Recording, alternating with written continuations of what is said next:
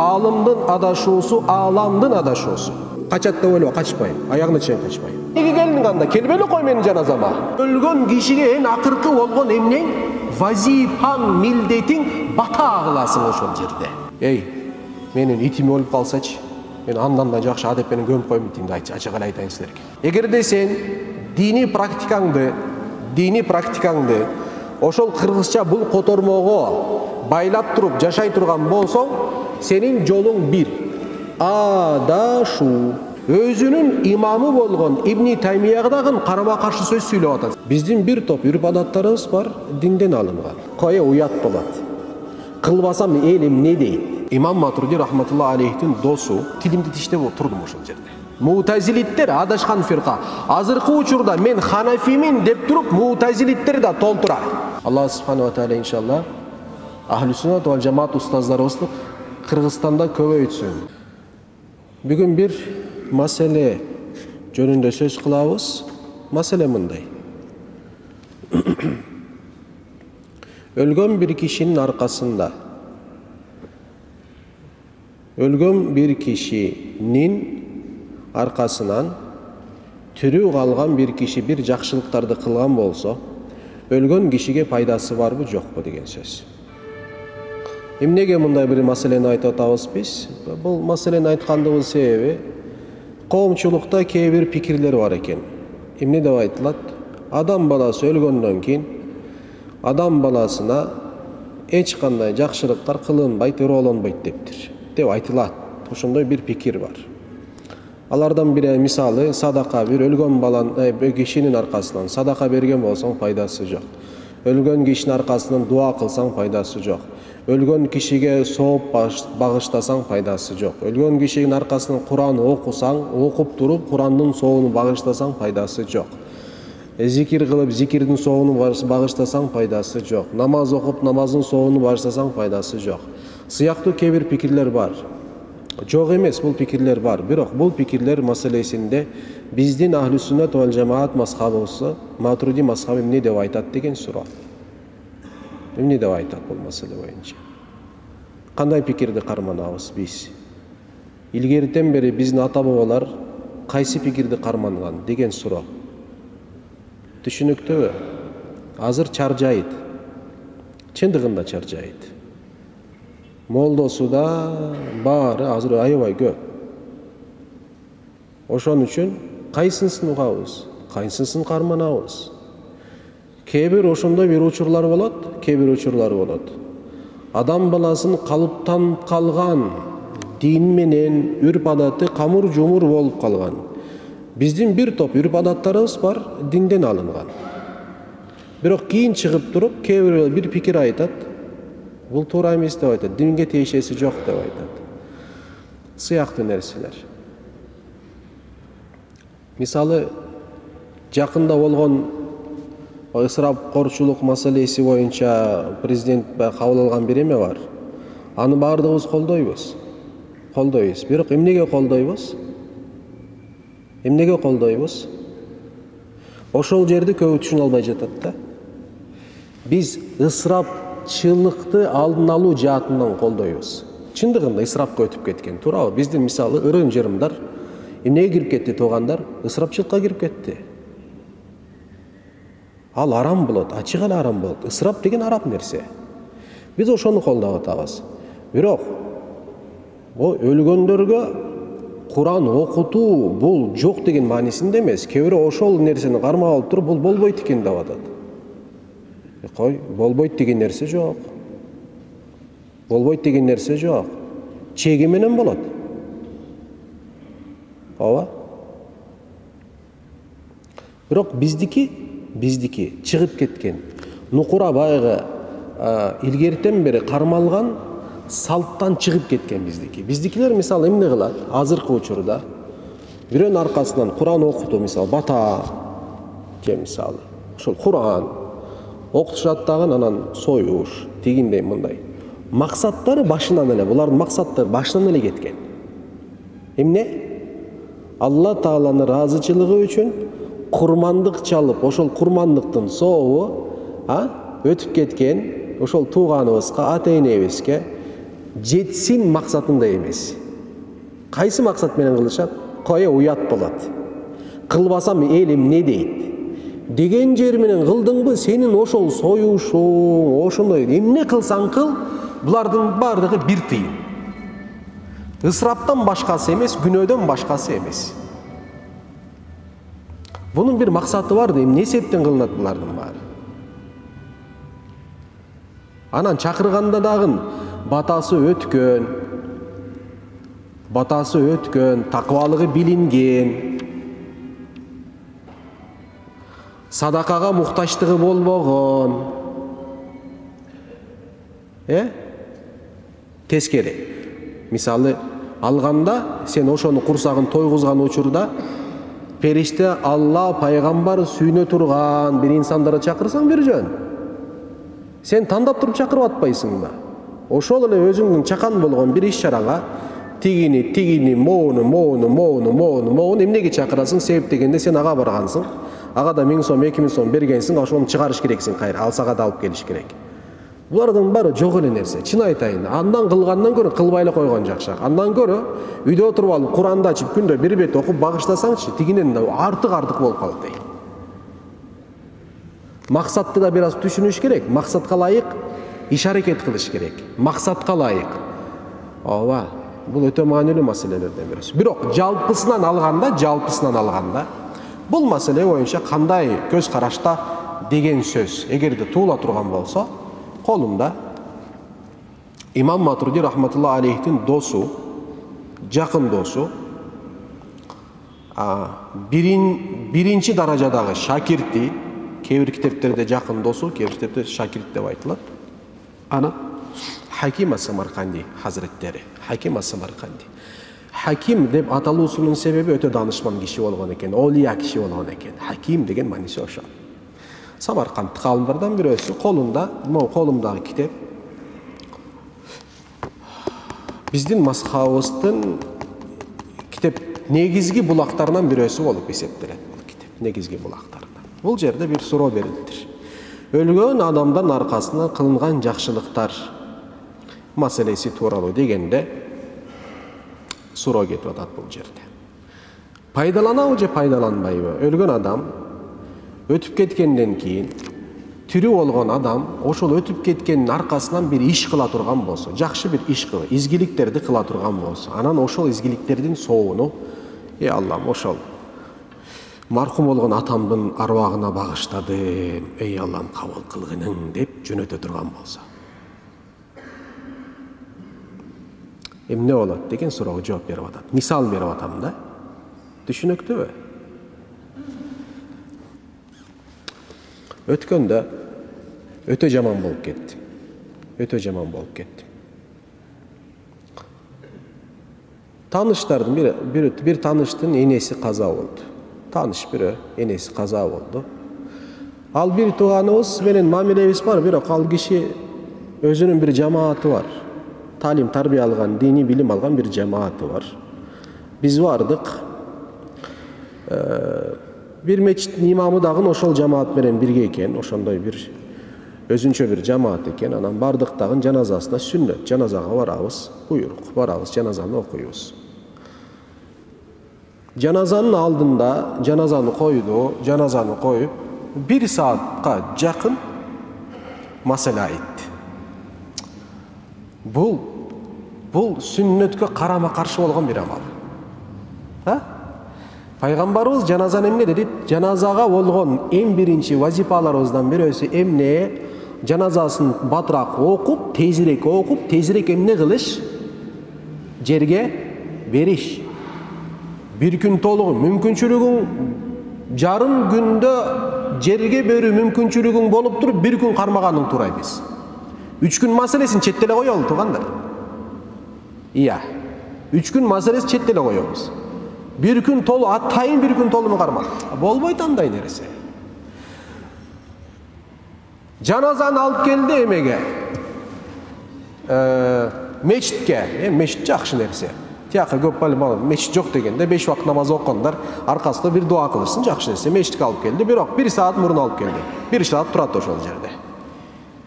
El geldi, namaz okuldu, namazdan keyin çıktı, 1 saat masala aytdı. Moldaki 1 saat masala aytdı. Kılgan işi toora emes.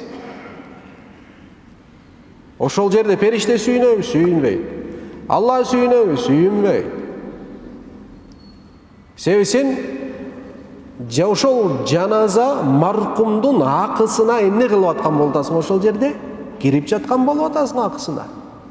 Маркум күтүп атат, бергиле тезирээк менен ошол жерге дейт. Маркум ошону күтүп жатат. Маркум өлдүбү? Бизде өлдү деген сөз жок болду деген маанисинде колдонулат. Бизде болсо шариатта өлдү деген сөз жок болду деген маанисинде колдонулбайт. Алам өзгөрттү деп айтылат. Ал бар, ал угат сени жакшыраак. Кадимки угуп эле жатат. Китептерде жазылат, ошонун жаны дейт, үзүлбөйт, жанынан жаны чыгат, бирок эмесинен үзүлбөйт, кетпейт. Денесинен кетпейт. Кабырга барып көмгөнгө чейин жанында болот жаны. Дайыма ошондой коштоп барат. Кабырга көмгөндөн кийин 40 кадам баскандан кийин, эң акыркы адам 40 кадам баскандан кийин жаны кайра денесине кайтарылат деп айтылат китептерибизде. Кадимкидей кайтарылат. Кадимкидей ошол жерде көзүңдү ачасың сен. Анан сурак болот, Кимдин сурагы болот ошол жерде? Эки периштенин сурагы болот. Андан кийин маселе кетет. Ага кирибиз кереги жок. Макул. Ошондой болду дейли, сонун сөздөрдү айтты, акиретти айтты, өлүмдү айтты, дуаны айтты, башкасын айтты, тигин айтты, моуну айтты. Жаназага турдук, жаназаны окудук, окугандан кийин бата жок.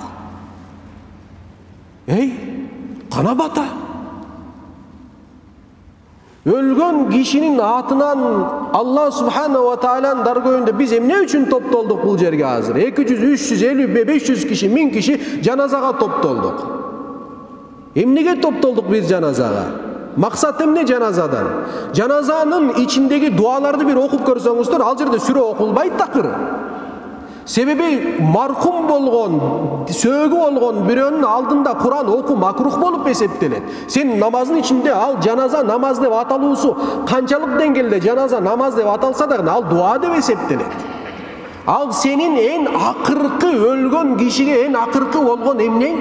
Вазифаң, милдетиң, бата кыласың ошол жерде. Батанын мааниси эмне ошол жерде? Кудай Тааладан бул киши үчүн эмне сурайсың? Кечирим сурайсың. Жок эч нерсе. Колду көтөрүү жок, бата кылуу жок, кечирим суроо жок. Кудай, мен өзүмдү элестеттим. Эгерде мен ошол жерде жатсам, намаздан кийин ошол жамаат мен үчүн Алладан кечирим сурап алса, мен эмне болом ошол жерде? Мен тарынам. Мен эмнеге келдиң анда? Келбеле кой менин жаназама. Эгерде келген болсоң, Кудай Тааладан мен үчүн бир кечирим сурап кой. Истигфар кылып кой. Я Rabbi, ошол кулуңду билип билбеген күнөөлөрүн баарын кечирип койгону, я Rabbi дейсиң дагы. Сен канчалык күнөөкөр болсоң дагы, сен канчалык Алланын астында даражаң жок болсоң дагы, бирок сен өзүң үчүн эмес, ошол мусулман бир тууган үчүн дуа кылган үчүн Алла Субханаху эмне кылат? Ошону кабыл кылат. Биз ошон үчүн бири-бирибизден дуа сурап атпайбызбы? Тууган дуа кылып кой. Бирөө келип сенден дуа сураса, ойлобо сен таквасың, ал аулия болуп калса сенден дуа сурат. Жок. Бир тууганың сенден дуа сурап атат. Себеби сенин оозуң башка бир тууганың үчүн таптаза болуп эсептелет. Дуа жок, эч нерсе жок. Ушунчалык жаман болуп кеттим. Айтайын дедим, бирок беадаттык болбосун деп имамдын алдында ошол жердин молдокеси адепсиздик болбосун деп тишимди ушунчалык кармап туруп тилимди тиштеп турдум ошол жерде. Макул, ичимден дуа кылдым. Көтөрүп шарттырып машинеге салышты дагы алып барып туруп. Көмүлгөнү болсо Кудай сактасын. Бир сөз айтайынбы, кандай көмүлдү?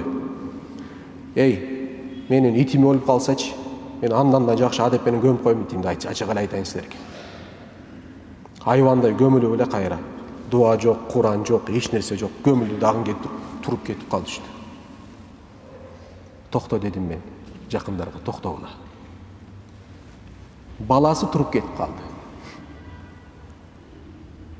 Баласы туруп кетип калды. Токто дедим. Бизди тааныгандардан кетпегиле дедим. Алар кеткенден кийин отурдук. Ясинди окудук. Мүлктү окудук. Fatiha'nı okuduk. 3 İhlas'ta okuduk. Falak, Nas'ta okuduk. Anan oturup alıp barımız oşonun soğunu jatkan marhumga bağışladık. Resulullah aleyhissalatu vesselam aytadi. Kim deydi? 3 İhlas'ta okup durup 3 İhlas'tın soğuğu deydi. Okuy turgan bolsa, emnege tete Kur'an'dı baştan Fatiha'dan başlap durup Nas'a çeyin okununun soğunu alat da oldu. İkra'uha ala mevtakum. Oku kıla Yasin'de ölgönlerge. Ölüp jatkan candı berip jatkan uçurda biri var bolsa Yasin'de oku kıla fe innehu yukhaffifu hurucel maut. Ruh. Anın emnesin deydi. Ruhunun, canının denesinin ajrosu jеңилдейт deydi. Karagılar, jеңилдейт de atan. Kanday kıyın, kanday sızdayt can, ruh deneden ajıravatkan uçurda. Sen jеңилдетесиң, ene menen jеңилдетесиң, gelip aldına akırın Fatih emeninizi koysun. Yasin süresini okuysun.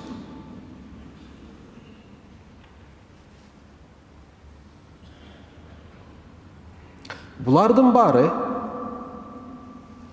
oturup alıp 1, 2, 3, 4, 5 musulman çıkıp alıp durup emne kılalı kegile ölgön kişiliğe batanı kirgizeli dağın oşundoy kılalı kegile gömüp atkан учурда Kur'an'dan bir nesi okuylu dağın bata kılalı kegile tiginde kegile mындай bu sen men ekөөбүз чогулуп алып туруп кылган ишибиз эмес уламалардын фатвасы уламалардын көз карашы уламалардын чыгарган өкүмдөрү пайгамбар алейхиссалату вассаламдын кылган амалдарына эмне болуп эсептелет туташтырылган амалдар болуп эсептелет булардын баары.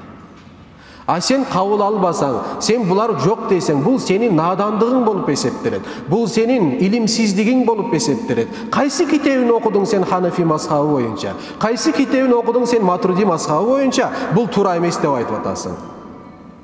Kaysı kitabını okudun? Hiçbir kitabını okuyan joksun sen. Sen tigi moldonun, bul moldonun ozdan çıkan sözdü ugalıp öyle oşoğa tiyanak çıkarıp atasın. Tigi moldonun oşol kitabı okanın garantiyası var mı? Garantiyan yok senin. Anda emne jönündө söz söylüp atasın anda. Masıl emne jönünden ayt ki. Senin dinin tigin mişleri, moğunun mişlerine de takalgan bolup atat. Közüň menen gördün mü jok ekendigin? Körgön joksun. Anda söylep hukugun jok, akın jok senin. Emne kılıştı? Oşol bir tuganыбыз enесин итти kömgöndöy kömüp geldi. Masale mындай bolup atat. Dua, istiğfar, tigindey mınday. Koy, tuğanım, alımlarımız ağa uruksat bergen. Men oylop çıkar algan bolsam, tura akın var, gelip turup tura emes kılıp atan. Sen de maga okşoş birösüň sen. Sen de maga okşoş birösüň sen. Sen de tigilerin aytkan sözlerini aytap atpaysың mı? Oşoga biz de tuğanlar, bunu jakşı bilip algıla. Dinge ırım-jırım, adam balasının kömüdögü ırım-jırımдар var bu. Isıraptan başkasını aytatam, makul bu. Oşonu düşüngülü, makul bu. Isıraptan başkasını aytatam men. Daha kayra, daha bir çizip atam sözümdü. Bizde adamdı uzatуудагы ырым-jırımдарыбыз ısıraptan başkası şariatка layıktуу эле болуp эсептелет. Ооба. Abu Hanifa'nın şakirtleri imamayn var, 2 imamdın, İmam Şafii'nin, bu meselede Ahmed Hanbal'ın biraz göz karaşları, birok Ahmed Hanbal'ın kiyinki alımları anın ile jolu menen başka fatvalarda çıkarışkan. Anan bu meselege takkır, bolboyt, ölgön kişinin arkasında Kur'an okuyan bolboyt degender var mı oşol bolboyt degender? Özünün imamı bolgon İbn Taymiyag'dagın karama karşı söz söylep atat. Sen İbn Taymiya'nın Majmuul Fatawa degen kitabinde açık aykın жазган. İbn Taymiya'nın sözü bu. Karagıla. İbn Taymiya emne deyt bu mesele boyunca? Ölgön kişinin arkasında Kur'an okulağı je okulbayı meselesinde talaş tartış çok bolot dep aytat. Birok oşonun soğu jetebi jedetpey meselesinde talaş tartış var dep aytat. Bu İbn Taymiya'nın sözü. Sen kaydan aldın İbn Taymiya bolboyt dep aytıp atat deyip. Men bu közüm menen Majmuul Fatawany körgönmün. Ишенбесең кел, менин кабинетимде Мажмул Фатава толук бар. Жок, бул туугандар, бул эмне деп аталат билесиңби? Бул спекуляция деп аталат. Түшүнүктүүбү? Бул спекуляция. Кайсы бир аалымдын сөзүн бурмалап туруп, өзүнүн кызыкчылыгы үчүн колдонуу болуп эсептелет. Мисалдардан бирөөсүн айтайын силерге. Бирөө менен катуу талаш тартыш болду. Менде ошондой бир талаш тартыш болду. Бул жерде биринчи адепсиздик болбосун. Бул имам Самарканди Hazretteri, ey Farhat, sen meni kitabımda açıp alıp durup, özüңнүн сөзүң жарым саат сүйлөдүң, менден да бир нерсе окубадың деп, эртең кыяматта менден эмне кылбасын, талап кылбасын, бир сап окуп коеюн, иншалла. Адепсиздик болбосун аалымыбызга. Эмне дейт карагыла? Өлгөн киши өлгөндөн кийин тирүүлөрдүн садакаларынан жана алардын дуаларынан пайда ала тургандыгы тууралуу алымдардын баары бир көз карашта. Кимдерден башка? Мутазилалардан жана бидаатчы болгондардан башка деп айтат. Бул жетиштүү. Бул китеп жазылган учурда коомчулукта мутазилиттердин пикирлери катуу жайылган болчу. Мутазилиттер адашкан фирка, түшүнүктүүбү? Мутазилиттер адашкан фирка. Азыркы учурда мен ханафимин деп туруп, мутазилиттер да толтура. Унутпаңыздар. Азыркы учурда мен ханафимин деп туруп, намазды окуйт ханафи боюнча. Бүт нерсени ханафи мазхабы боюнча кылат, бирок акыйдасы толук мутазилага кирип кеткен. Түшүнүктүүбү? Өлгөндөр тирүүлөрдөн болгон амалдарынан пайдаланбайт деген көз караш мутазилиттердин көз карашы. Булар өтө коркунучтуу болгон бир фирка, динибизди алып эле толук кандуу акылга такап эле акылдан башкасын эмне кылат, кабыл кылбайт. Ошондой бир нерсе да. Пикирлери ошондой булардык. Бул ошол учурда жазылгандыгы үчүн бул мутазилиттердики. Бул китептин максаты негизинен ошол мутазилиттерге жооп берүү үчүн жазылган. Ошол учурдун халифасы буйрук берет. Бул пикирлерди бир топтоп туруп буларга эмне бергиле дейт? Жооп бергиле дегенде, алымдардын баардыгы топтолуп туруп, бул вазифаны бул кишиге берет, Самарканди кишиге берет. Бул киши айткан ошол. Далилдер алып келет. Мисалы хадистерден бирөөсү, Пайгамбар алейхиссалату вассалам айткан экен. Ахду лимаутакум, өлгөндөргө белек бергиле деп айтыптыр Пайгамбарыбыз, хадис. Калу я Расулаллахи айюл хадия. Эй Расулаллах, кайсы белек беребиз биз өлгөндөргө дегенде, ад-дуау ва садакату дептир. Бул дуа кылуу жана садака берүү. Дуанын астында бүт нерсе бар. Түшүнүктүбү?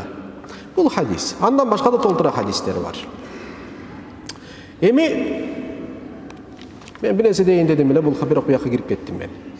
Эми караңыздар.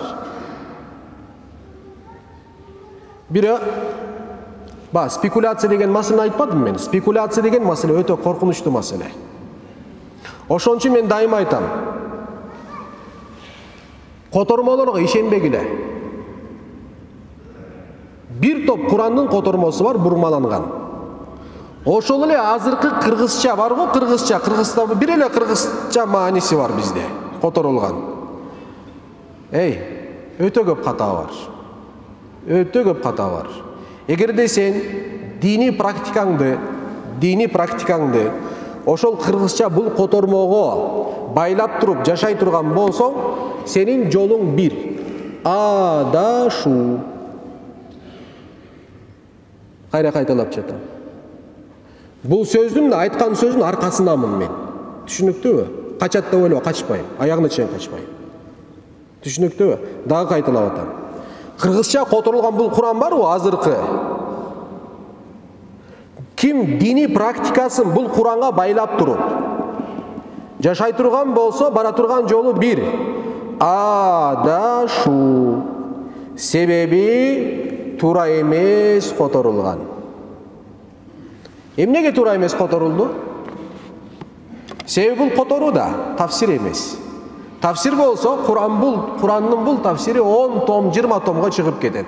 Ошондо түшүнөсүң, бул аяттын демек моундай маанилери бар, туурасы бул экен деп түшүнөсүң. Бирок буну окуганда сага ошол Кур'андагы аяттардын маанилерин бербейт да. Всевозможный маанилеринен бирөөнү гана тандап туруп, аны да ката берип коет.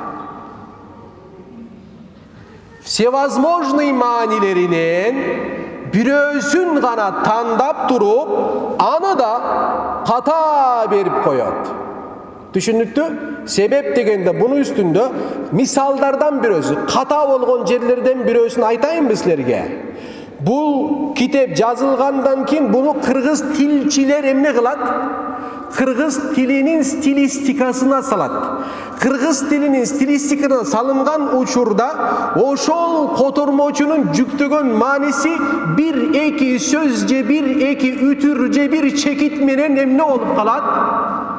Жоголуп калат. Bir ele ütür maanisini ne kılıp koyot? Özgürtüp koyot. Нельзя казнить, помиловать. Нельзя казнить, помиловать. Түшүнүктүүбү? Ütүрдү кой.